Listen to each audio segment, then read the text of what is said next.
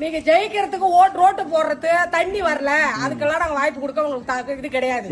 பசங்க படிச்சுட்டு இருக்கிறானுங்களா அவனுல வந்து ஒரு கம்பெனி மூலியமா எடுத்துக்குங்க, அவனுக்கு ஒரு தகுதியை கொடுங்க, அவனுல உருவாக்குங்க.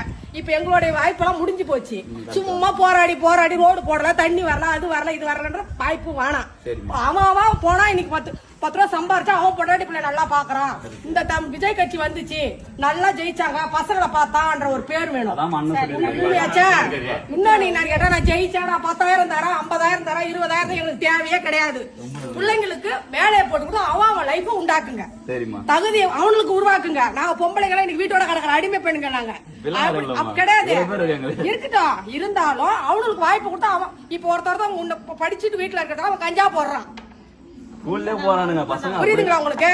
அவனுல நீங்க கம்பெனில தள்ளி அந்த பழக்கத்துக்கு போறானுவா, போக மாட்டானுவா.